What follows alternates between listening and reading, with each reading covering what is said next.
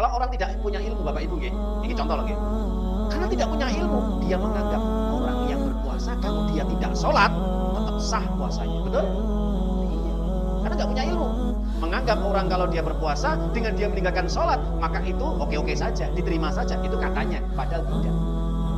Sholat itu adalah prinsip pokok pondasi, sedangkan puasa adalah kewajiban yang menyempurnakan pondasi tadi. Kalau prinsip pokoknya dasarnya saja sudah tidak dijaga, maka bagaimana kewajiban-kewajiban yang penyempurna dasar tadi atau pondasi-pondasi tadi akan bisa rusak.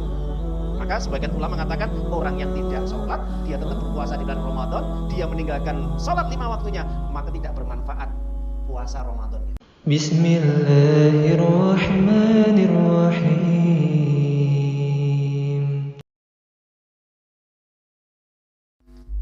Alhamdulillah. Rabbi zidni ilma warzuqni fahma waj'alni minas sholihin. Rabbi shrah li sadri wa yassir li amri wahlul 'uqdatam min lisani yafqahu qawli. Para jamaah Bapak Ibu, alhamdulillah tidak lupa kita bersyukur kepada Allah atas segala limpahan nikmat yang Allah berikan kepada kita, yang dimana pada kesempatan malam yang berkah ini kita masih ditakdirkan oleh Allah untuk bisa berkumpul, bermuajahah, bertatap muka, dan yang paling penting kita masih diberi nikmat yang paling agung, yaitu nikmat iman dan Islam, sehingga dengan nikmat ini kita tetap istiqomah beribadah kepada Allah Ta'ala dalam kondisi apapun.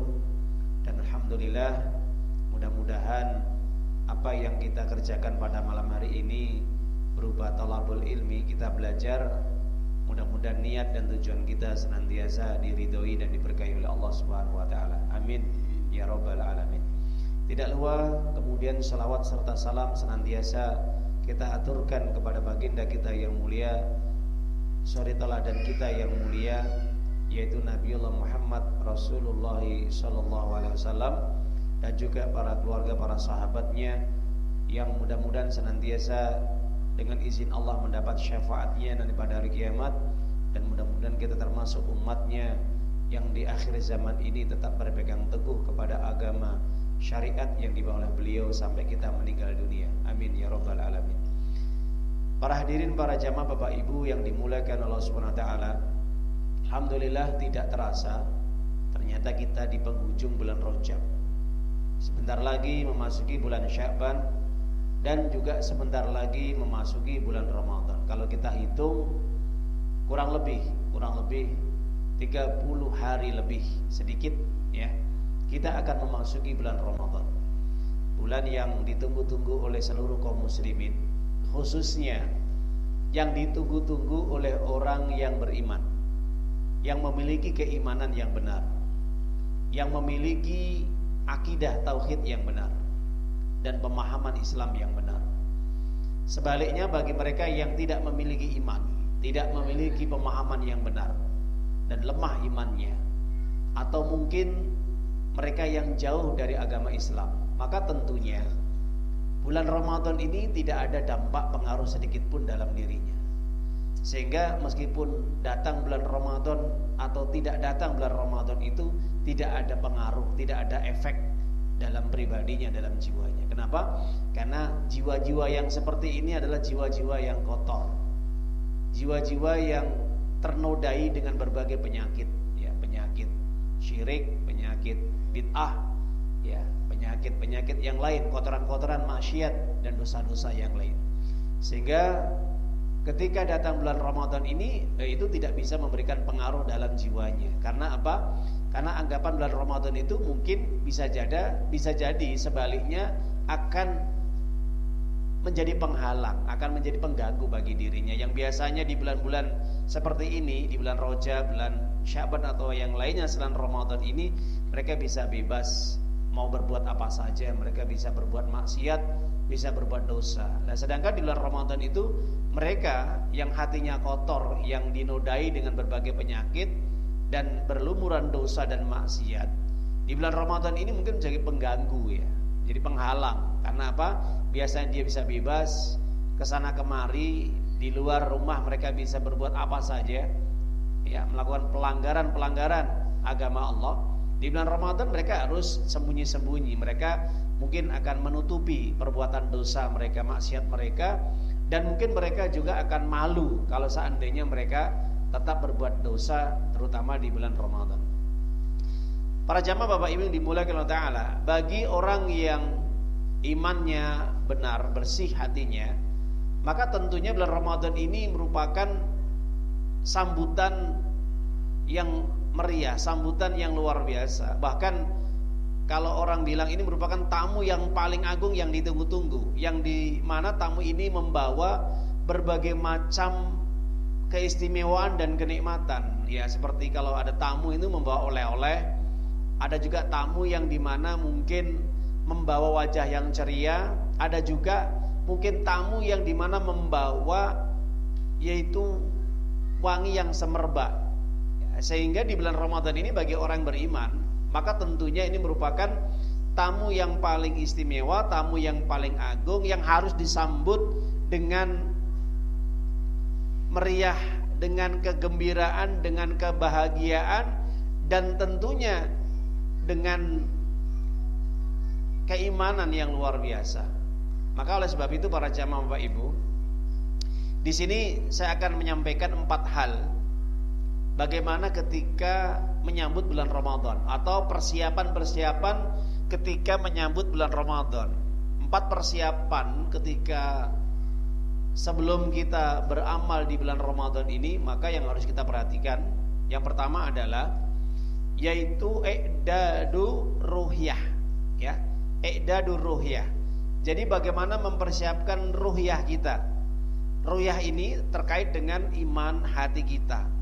Jadi para jamaah Bapak Ibu, pastinya orang yang ketika mau melaksanakan ibadah puasa, terutama di bulan yang agung, bulan yang penuh berbagai macam balasan, pahala yang besar, penuh dengan rahmat, penuh dengan ampunan, dan yang macam-macam banyak lagi yang Allah sediakan di bulan Ramadan. Ini bagi orang yang punya persiapan yang matang, maka tentunya i'dadur ruhiyah, persiapan ruhiyah, persiapan yang terkait dengan keimanan, dengan hati yang bersih, maka ini tentunya orang yang seperti ini sudah siap-siap dia dengan bagaimana mempersiapkan niat yang benar, iman yang kuat, ya, agar nanti ketika masuk di bulan Ramadan dia sudah siap. Maka para jamaah Bapak Ibu yang dimuliakan oleh Allah Ta'ala, kalau kita kembali kepada kisah karakteristik para ulama salaf, ya, ini diceritakan oleh Ibnu Rajab Al-Hambali di dalam kitab Lataiful Ma'arif. Di dalam kitab Ibnu Rajab Al-Hambali Lataiful Ma'arif ini diceritakan bagaimana kisah teladan yang bisa menjadi contoh bagi kita semua, terutama dari kalangan para sahabat Nabi, ya, radhiyallahu ta'ala anhum ajmain. Para sahabat Nabi ini diceritakan oleh Ibnu Rajab Al-Hambali, kanu yad'una Allah ta'ala 6 ashhur ayuballighum syahr Ramadan. Jadi para sahabat Nabi ini 6 bulan sebelum datangnya bulan Ramadan ini sudah banyak berdoa kepada Allah. Sudah banyak berdoa. Jadi bagaimana mereka betul-betul mengharapkan, menginginkan supaya Ramadan ini bisa berjumpa kembali, bisa mereka nikmati kembali, bisa mereka sambut dengan begitu ceria, bahagia, dan senang. Itu para sahabat Nabi. Jadi terus berdoa kepada Allah, sebagaimana doa yang diajarkan juga oleh para ulama-ulama yang lain, ya, terutama doa yang mungkin masyhur, Allahumma barik lana fi Rajab, Allahumma barik lana fi Sya'ban, wa barik lana Ramadan, ya. Atau dalam penjelasan yang lain, Allahumma barik li fi Ramadan wa barik lana fi Ramadan. Ya Allah, berkailah kami di bulan Rajab. Ya Allah, berkailah kami di bulan Sya'ban. Ya Allah, berkailah kami juga nanti di bulan Ramadan, ketika Engkau ya Allah pertemukan kami dengan bulan Ramadan. Ya, ini. Jadi kalau kita perhatikan apa yang telah disampaikan oleh para ulama ketika mereka 6 bulan sebelum datang bulan Ramadan ini sudah banyak berdoa kepada Allah. Jadi para jamaah Bapak Ibu, ini tandanya orang yang kangen dengan bulan Ramadan, yang seakan-akan ini ingin kembali, bertemu kembali, yang dimana bulan Ramadan saya katakan tadi seperti tamu yang sangat diidam-idamkan, yang diharap-harapkan kedatangannya. Kenapa? Karena di situ membawa berbagai macam segala apa yang dibawanya.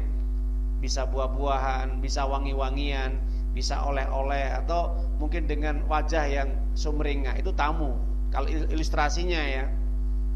Tapi kalau kita kembali bahwa bulan Ramadan ini merupakan bulan yang memang kenapa diharap-harapkan, dinanti-nanti kedatangannya, karena bulan Ramadan ini bulan istimewa. Ada pahala yang besar, ada ampunan dari Allah Subhanahu wa taala, itqa minan nar, dijauhkan dari api neraka, rahmat Allah juga turun, bulan kesabaran, dan masih banyak lagi. Masya Allah ya. Itu kalau para sahabat Nabi. Jadi berdoa 6 bulan sebelum datang bulan Ramadan. Wa yad'una Allah taala sita ashhur ayataqabbalu minhu, dan 6 bulan setelah bulan Ramadan berdoa lagi supaya diterima amal ibadahnya. Jadi mulai saat ini bisa kita. Ini masih dalam 6 bulan ya. Jadi bulan Rajab, bulan Sya'ban, atau kemarin-kemarin bulan kita sudah banyak berdoa kepada Allah. Allahumma barik lana fi Ramadan, Allahumma barik fi Ramadan. Ya Allah, berkailah kami di bulan Ramadan dan pertemukanlah kami dengan bulan Ramadan. Itu tandanya hati kita bersih. Kita kangen kepada bulan Ramadan.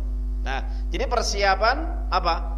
Ruhiyah kita, iman kita, niat ikhlas kita untuk bagaimana nanti kita bisa memperlakukan bulan Ramadan ini dengan sebaik-baiknya, menyambut bulan Ramadan dengan seistimewa mungkin. Sebagaimana tatkala kita menyambut tamu yang kita idam-idamkan, yang kita nanti-nanti kedatangannya. Karena tamu itu istimewa, sangat istimewa dibandingkan dengan tamu-tamu yang lain. Betul ya.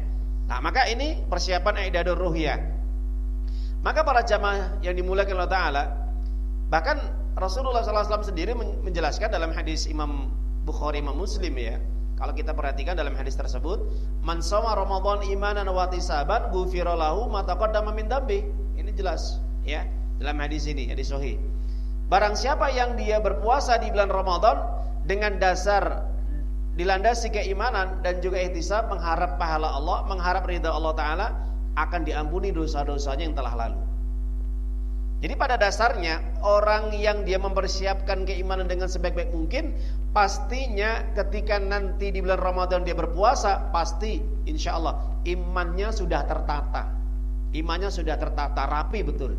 Sebagaimana kita sebagai tuan rumah merapikan segala apapun demi untuk menyambut tamu tadi. Kita rapikan rumah kita bersihkan rumah kita hidangkan persiapan makanan yang enak ya, dan yang lainnya. Itu untuk menyambut tamu. Sebagaimana ketika orang dia berpuasa di bulan Ramadan, sebelum-sebelumnya dia itu sudah menata imannya, hatinya, maka dengan sebaik-baik mungkin. Dan tatkala di bulan Ramadan, maka dia berpuasa dengan keimanan yang sudah rapi, yang sudah benar, ikhlas, hanya mencari ridha Allah, hanya mengharap pahala Allah, maka orang seperti ini dia sukses ibadah puasanya. Kenapa? Buktinya diampuni oleh Allah. Kesalahan yang telah lalu diampuni, dosa-dosa yang telah lalu diampuni oleh Allah Ta'ala. Ini pesan dari Nabi, janji dari Nabi, kabar gembira loh ya. Kalau seandainya dia mempersiapkan ruhiyahnya dengan benar, imannya benar, juga dengan niat yang bersih atau niatus shahih. Nah itu harus kita niatkan karena Allah, bukan ada kepentingan yang lain tatkala kita berpuasa. Ya, itu yang pertama. Yang kedua, jadi kita mempersiapkan adalah i'dadu jasadiyah, mempersiapkan apa? Jasad, badan, fisik. Jelas. Di bulan Ramadan ini para jamaah Bapak Ibu, orang ketika menyambut tamu yang istimewa, otomatis pasti dia akan berpakaian yang baik. Sebaik pakaian yang akan dia pakai untuk menyambut tamu tadi. Contoh, ketika kita kedatangan seorang pejabat, orang yang berharta, orang penting, pasti kita akan memilih pakaian yang paling terbaik, pakaian yang istimewa. Belum nanti kita pakai harum-haruman dan sebagainya. Jelas itu.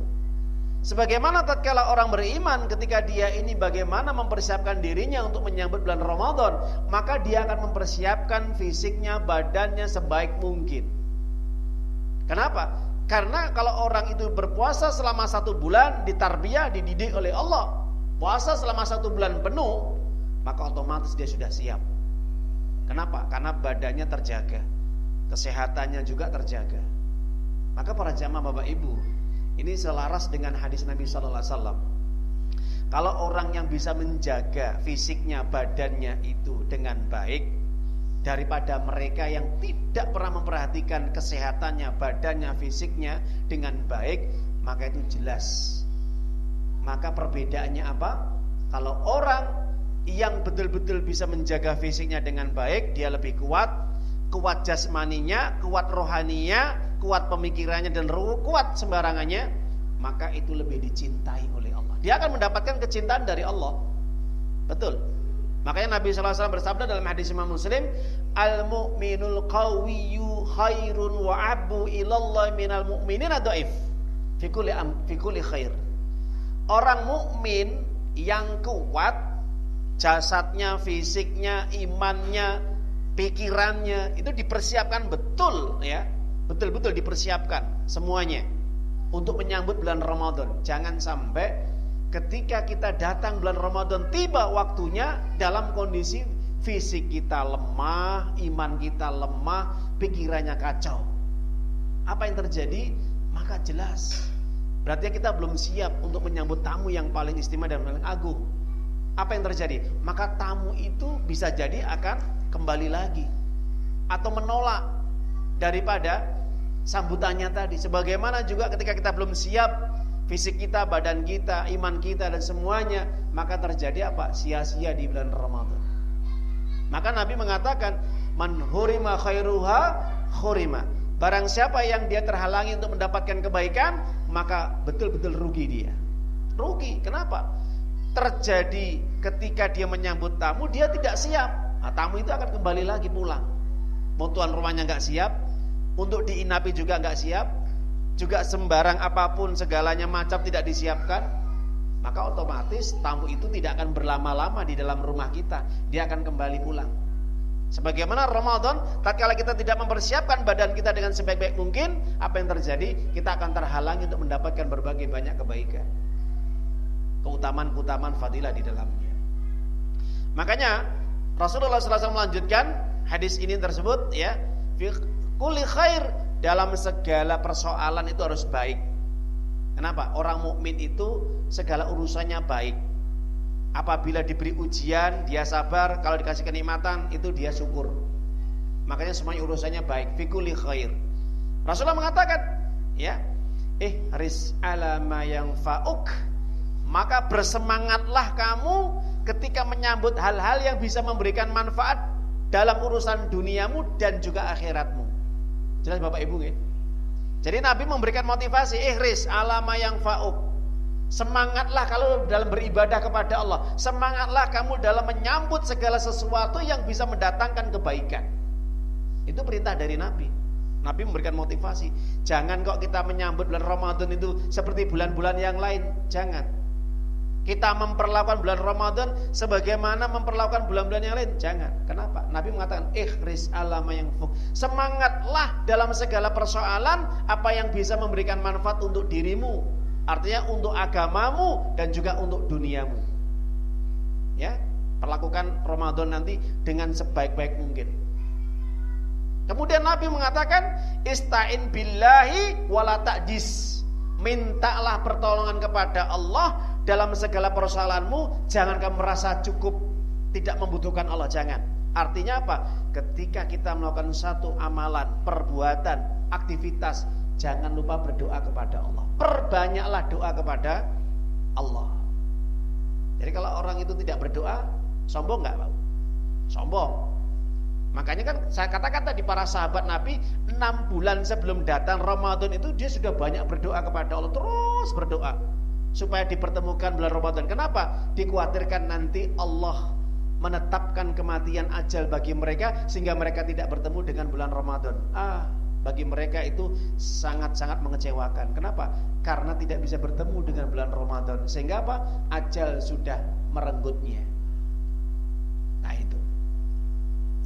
Dan jangan lemah, kata Nabi. Lemah dalam arti apa? Lemah itu biasa-biasa saja. Ya, ketika menyambut tamu itu biasa-biasa saja. ya ora maca, ya, tidak berpakaian yang rapi, tidak dirapikan rumahnya, tidak dibersihkan dengan rumahnya dengan baik, tidak menyiapkan apapun keperluan-keperluan untuk menyambut tamu yang agung tadi, tidak mempersiapkan hidangan-hidangan yang terbaik bagi tamu yang agung tadi, biasa-biasa saja. Maka kalau itu biasa-biasa saja, artinya dengan kita lemah badan kita, lemah iman kita, ya sudah, dapat nilainya juga buruk. Kenapa? Karena tamu yang disambut tadi merasa ini nggak begitu respect, nggak begitu respon, ya sudah, nggak usah lama-lama, pulang aja sudah. Kan gitu. Kenapa? Karena tidak diperlakukan dengan baik, tidak disambut dengan baik, tidak terlihat muka yang sumringah, muka yang ceria. Coba, karena lemah itu merengut aja, mungkin banyak utang ya, nggak tahu ya. Nah itu, meskipun banyak utang pun tetap harus ditutup-tutupi. Kenapa? Karena apapun kondisi, ketika orang lemah itu harus dibangkitkan dengan apa? Digenjot dengan kita banyak berdoa kepada Allah. Bantu dengan doa, bantu dengan amalan-amalan kita, kebiasaan kita. Kebiasaan kita salat sunnah, ya, di bulan-bulan ini. Maka tak kala bulan Ramadan kita sudah terbiasa, bahkan bisa kita terus menjaga puasa kita. Kebiasaan kita ini sedekah, maka di bulan Ramadan akan bertambah lagi. Kebiasaan kita baca Al-Quran ditambah lagi, digenjot lagi di bulan Ramadan. Lah, itulah yang dinamakan ketika orang mempersiapkan fisiknya, jasadnya itu lebih mapan, lebih teratur dan lebih sempurna. Itu yang kedua. Yang ketiga, i'dadu fikriyah atau saqafiyah, mempersiapkan ilmu yang matang. Jadi orang itu kalau ketika mau beribadah tentunya pasti dia harus mempersiapkan bekal ilmu. Kenapa? Karena di bulan Ramadan itu orang yang bisa diterima ibadahnya di dalamnya itu harus pakai ilmu. Sama, ibadah sholat pakai ilmu, ibadah puasa pakai ilmu, ibadah haji pakai ilmu, ibadah zakat pakai ilmu, ibadah-ibadah apa saja itu harus pakai ilmu. Mana dasarnya? Satu, Rasulullah menjelaskan tolabul ilmi faridatin ala kulli muslim. Belajar agama Islam itu hukumnya apa? Fardu ain, wajib setiap orang. Jadi kalau orang hari ini dan seterusnya dia tidak mau belajar, tidak mau menuntut ilmu, bagaimana dia akan mengerti tentang hakikat makna ibadah puasa di bulan Ramadan? Tentunya berbeda. Orang yang berilmu dengan yang tidak berilmu, perhatikan, ketika dia ibadah, terutama bulan Ramadan nanti, itu sangat berbeda. Kalau orang punya ilmu, pasti bulan Ramadan itu dia betul-betul bagaimana dia harus semangat berlomba-lomba dalam kebaikan. Dia akan meraih pahala Allah sebanyak-banyaknya. Dia akan tekun, tertib, semangat dalam beribadah. Siang harinya puasa, malam harinya membaca Quran, atau bisa baca Quran siang dan malam. Belum nanti ditambah dengan amal-amal yang lain. Kenapa? Karena dia punya ilmu. Di dalam Ramadan itu puasa itu kan ada sunnah-sunnahnya, gitu. Bahkan para ulama menjelaskan, ini pendapat para ulama saja, orang yang ibadah sunnah di bulan Ramadan itu nilainya seperti nilai wajib. Nilai wajib.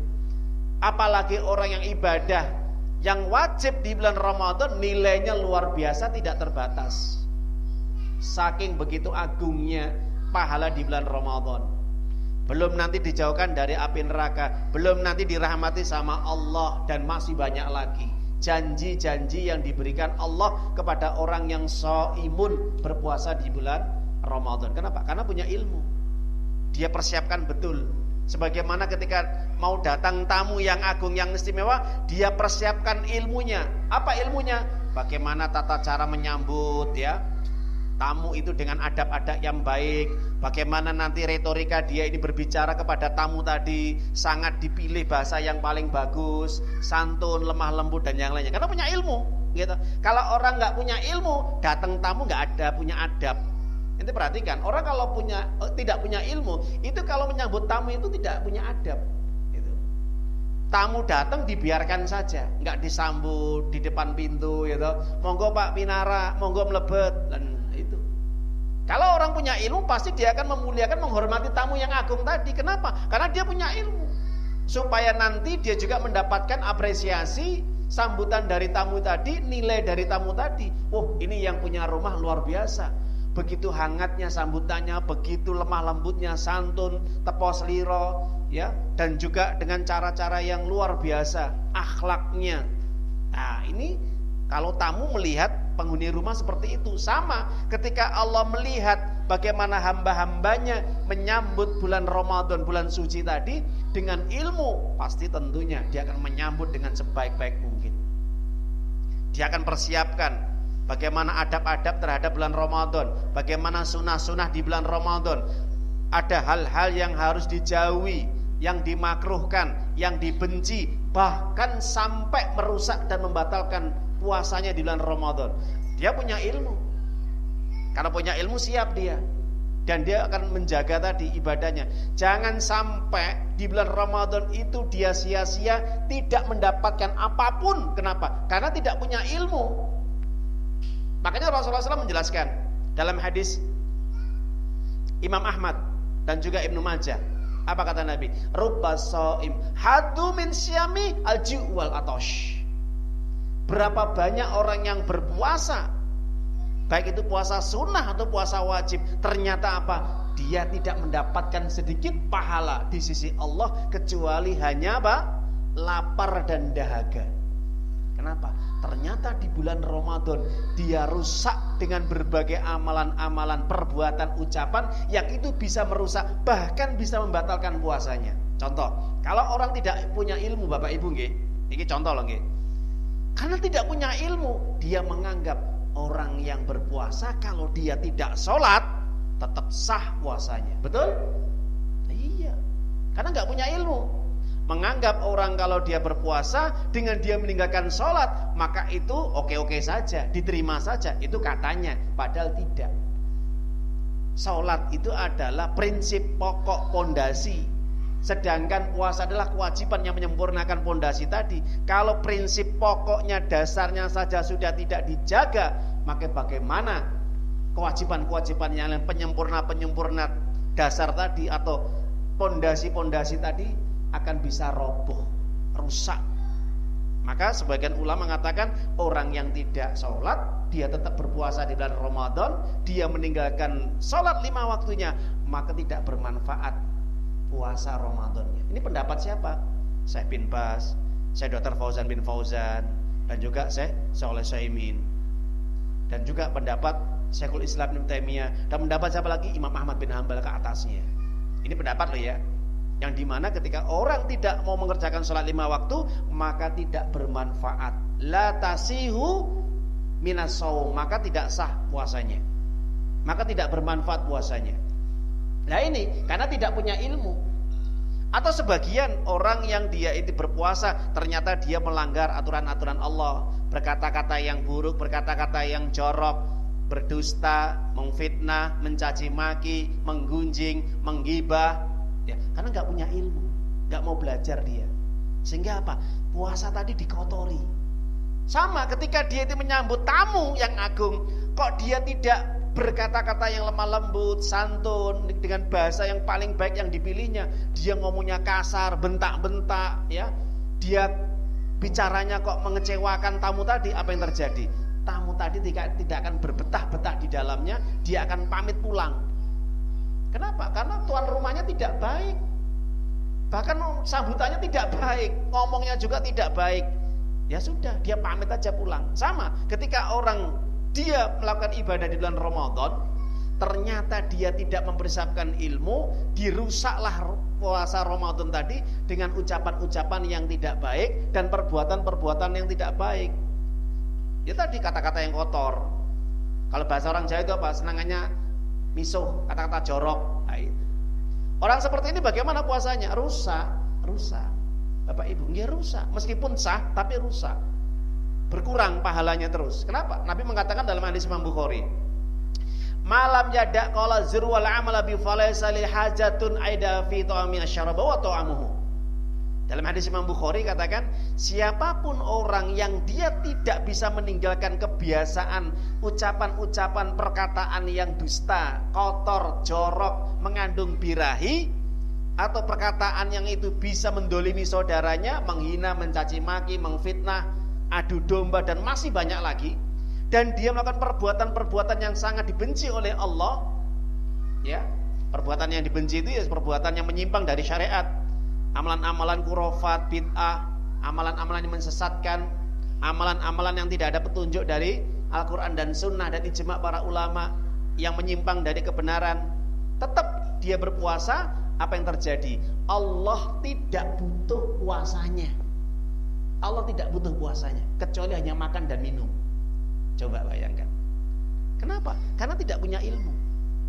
Makanya hati-hati para jamaah ibu, ini pentingnya i'dadul saqafiyah, fikriyah, persiapan ilmu yang matang betul. Pahami betul puasa, ya, sunah-sunahnya, yang merusak, yang membatalkan, dan juga yang dibenci. Ini penting sekali. Yang diperbolehkan juga.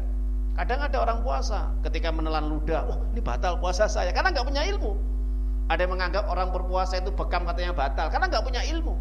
Ya, ada juga orang yang kita keramas, ya, pada siang hari, akhirnya dia dianggap itu nggak boleh. Dan masih banyak yang dimana secara hukum syar'i bahwa itu diperbolehkan ketika dia berpuasa, beranggapan, beryakinan itu tidak boleh. Mencium istrinya, ya, dan yang lainnya selama tidak mengeluarkan yaitu sperma ataupun mengeluarkan sesuatu yang bisa membatalkan daripada puasa tadi. Nah, ini dianggap hal-hal yang biasa, yang diperbolehkan itu tidak diperbolehkan. Masih banyak terjadi di tengah masyarakat kita. Baik, yang terakhir, para ulama menjelaskan persiapan untuk menyambut bulan Ramadan, tamu agung yang kita nanti adalah, itu yang paling penting adalah, yaitu juga sebagai pelengkap i'dadul maliyah, apa? Mempersiapkan harta. Mempersiapkan amal tadi sudah, mempersiapkan iman tadi sudah, mempersiapkan fisik badan juga sudah. Yang terakhir adalah mempersiapkan harta. Artinya ketika orang menyambut tamu yang agung, pastinya dia akan membeli makanan yang terbaik bagi dirinya. Pasti dia akan memilih makanan yang bergizi, ya, nggak asal-asal makanan, ya, makanan yang berkualitas, sedikit mahal nggak ada masalah. Kenapa? Yang penting tamunya marem. Kalau bahasanya gitu ya, lah, gembira, senang. Bagaimana supaya menggembirakan, menyenangkan tamu yang agung tadi? Maka dia siap untuk mengeluarkan harta dengan ikhlas. Sama di bulan Ramadan itulah Rasulullah SAW terus memberikan motivasi, kabar gembira kepada para sahabatnya dan umatnya untuk memperbanyak sedekah. Di samping memperbanyak baca Quran, itu digandengkan dengan apa? Sedekah. Maka Rasulullah SAW menjelaskan dalam hadis Imam Ahmad, Ibnu Majah, dan juga Imam Tirmizi, dari jalan sahabat riwayat Zaid bin Al-Khalid Al-Juhani, Rasulullah SAW bersabda, apa kata Nabi? Man fattara sha'iman kana lau mithlu ajri ghaira anna la yanqus min ajri sha'imi syai'an. Ini sering para nanti dai-dai ketika di bulan Ramadan pasti hadis ini diberikan, disampaikan kepada jamaah untuk motivasi. Kenapa? Pasti motivasinya nanti apa? Sedekah. Baca Quran, ya toh? Selain juga sholat tarawih, ya. Cuma 3 motivasinya. Nanti para dai di bulan Ramadan ini memperbanyak, menjaga sholat tarawihnya, sholat sunnah atau qiyamul lail di bulan Ramadan. Yang kedua, perbanyak untuk baca Qurannya, dan juga berlomba-lomba dalam bersedekah, memperbanyak sedekahnya. Kenapa? Karena janjinya luar biasa. Dalam hadis ini katakan, barang siapa yang memberi makan atau minum bagi orang yang berpuasa, maka dia mendapatkan pahala sebagaimana pahala orang yang berpuasa yang diberi makan tadi, tanpa dikurangi sedikit pun pahalanya, sedikit pun di hadapan Allah. Sama. Kalau kita memberikan makan orang berpuasa, sama, pahalanya sama. Tinggal kita menghitung berapa orang yang kita undang, berapa orang yang kita beri makan dan minum. Dalam penjelasan yang lain, meskipun ini hadis yang dhaif, maka para malaikat pun ikut mendoakannya. Ini hadisnya dhaif, ya. Itu saya jelaskan, hadisnya dhaif. Imam Tirmizi sama. Maka para malaikat ikut mendoakannya. Lah itu. Saya tidak berani meriwayatkan dari hadis Nabi, ya. Karena riwayat saja, riwayat hadis dhaif. Para malaikat ikut mendoakan. Artinya dalam hadis yang sahih, ketika orang itu dia mendoakan orang yang memberi makan atau juga memberi makan kepada orang berpuasa, itu dalam hadis yang sahih, ya, itu memang didoakan oleh para malaikat. Nah itu. Jadi para jamaah ibu, jadi tidak ada salahnya Kalau orang ketika berlomba-lomba dalam bersedekah, terutama di bulan Ramadan ya, bukan sebelumnya dan sesudahnya. Maka kalau kita perhatikan di tengah masyarakat, ya mereka beranggapan ketika bersedekah sebelum Ramadan. Ya. Padahal kata Nabi, sebaiknya yang paling utama adalah di bulan Ramadannya, bukan sebelumnya. Abdullah sedekah fi Ramadan. Dalam hadis yang lemah, dhaif, sedekah yang paling utama adalah di bulan Ramadan. Nah itu untuk motivasi saja. Hadis ini dhaif. Didhaifkan oleh Al-Albani. Jadi para jamaah Bapak Ibu, rahimani rahimahullah taala, jadi berlomba-lomba dalam bersedekah sesuai dengan apa yang dijelaskan oleh Nabi. Jadi persiapan kita harta. Persiapkan harta kita yang terbaik untuk menyambut tamu yang paling agung, ya. Mumpung kita masih hidup, mumpung kita masih sehat, mumpung kita masih segar bugar, mumpung kita dikasih kesempatan oleh Allah untuk terus beribadah kepada Allah istiqomah, maka persiapan-persiapan 4 ini yang paling penting ketika menyambut bulan Ramadan, bulan yang agung, ini harus tertanam dalam hati kita. Itu ya para jamaah Bapak Ibu ya. Tip. Ya ayyuhalladzina amanu ittaqullaha haqqa tuqatih wa la tamutunna